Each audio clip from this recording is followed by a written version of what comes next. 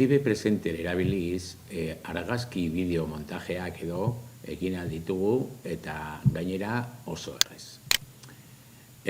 Azteko, badaukat nik hemen horri bat zuriz, badakizu, jarri aldela aurretik bat, izenburua jartzeko, tituloak, eta sarrera moduan egiteko. Baina orain egingo dugu bakarrik, hori, argazki batzuekin, nola egin montaje bat. Joten bagara insertar, atalera, eta egiten badugu kontenedor, hemen baditugu 3 aukera. Normalen erabiliko dugu lehenengoa. Lehenengoa da, gehien kontrolatu bat duguna, behar bada, gure argazkia jartzeko. Orduan esango dugu kontenedor flexible, hor agertzen da lauki bat, lauki hori mugitu aldugu eta noski tamaina aldatu aldiogu, eta hemen erdian dago gehi bat. Sakatzen badugu bertan, zertatu alditugu objektuak, galderak eta bar. Baina normalean egingo duguna izango da objektuak eta irudia. Bideoak eta horrelako gauza batzuk txertatu alditugu baina. Jarriko diot irudia, nik hemen baditut irudi batzuk, jarriko diot adibidez lehenengo irudia. Lehenengo irudi hori eta hemen moldatuko diot tamaina eta jarriko dut nik nahi dudan moduan gutxi gora bera. Hor txiko dut. Eta bide batez joan naiz kontrolatzen baitare nola agertuko den irudi hori pantailan edo aurkezpenean. Hemen badaukat kontenedor flexible lau eta sakatzen badut, zertatu aldut baitare hor noski animazio bat. Esan aldiot sartzeko aparecer progresibo adibidez eta horrela utziko dut. Badago hor nola agertuko den eta lauki berde horretan gogoratu luzatu aldugula nola edo agertze denbora edo. Baitare 3 segundo daukagu bakarrik diapositiban, berbada gehiago nahi dugu, orduan kokatuko gara hor bertan eta hemendik diapositiban luzatuko gara adibidez 10 segundura arte. Kokatuko dugu beste irudi bat. Orduan berriro egingo dugu insertar kontenedor eta kontenedor flexible eta txertatuko dugu bigarren irudia. Sakatuko dugu gehi ikurrean, oiektua eta irudia. Eta txertatuko dugu bigarren irudia. Horrela joango gara moldatzen tamainak pizka bat guk nahi dugun moduan utzi arte. Honi ere noski jarri aldiogu tarte bat edo denbora bat, orduan, egingo duguna izango da, berdin hemen, agertu da kontenedor flexible lau, edo 6, eta azteko nire dudana da lehenengo agertzea argazki hau, gero segundu batzuk pasata gero hau, eta gero jarriko dut hemen beste pare bat edo bidu. Orduan, flexible horretan, egingo dudan lehenengo gauza izango da, denbora moldatu.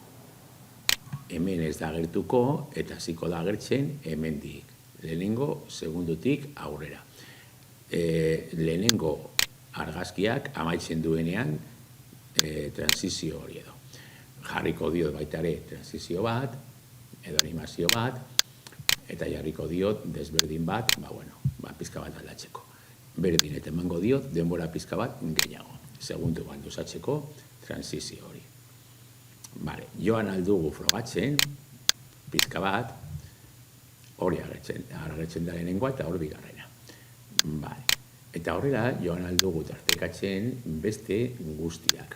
Joango gara orain pizka bat eginago, besteak falta direnak jartzen, osatu arte, horri bat nahi ditugun irudiekin. Jarriko diot orain hau, egingo dut txikiagoa, eta utziko dut horrela. Eta honi, hemen bitu noiz agertuko den, hemen lehengoenez kokaturik hortik hasiko da, baina hori ez dut nahi dut, utzi gora bera hemendik. Orduan, hemendik. Jarriko dio bere transizioa, bere animazioa, eta, segundu bat gutxi gora bera, horrela utziko dut. Hartuko dut urrengoa eta bitu kokatzen banaiza hor, eta egiten badut berriro insertar kontenedor, hori hasiko da momentu horretan. Gehituko diot beste irudi bat, horrengo irudia, moldatuko dut, eta hemen badaukaia noiz hasiko den. Bai jarriko diot animazioa, eta pizka bat gehiago luzatu laburra ditu delako. Jarriko diot azkenengo argazkia, horretarako banago kokaturik justu,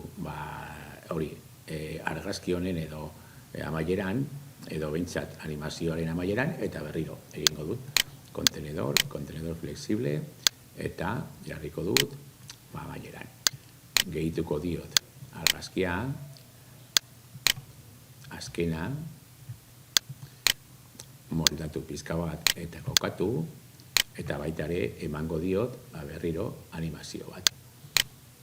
Beste animazio desberdin bat egingo diot, luzatuko dut animazio hori, eta hemen kontuz ibili bazarete behitu batzuetan zertatzen du kontenedorea denbora konkretu batean.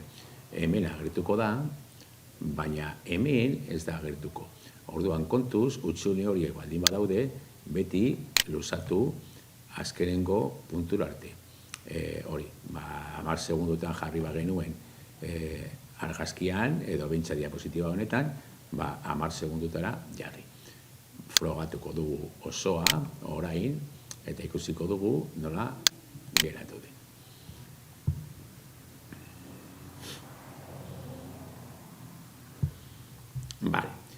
Ikusten duzuenez oso errez da egitea argazki montajeak.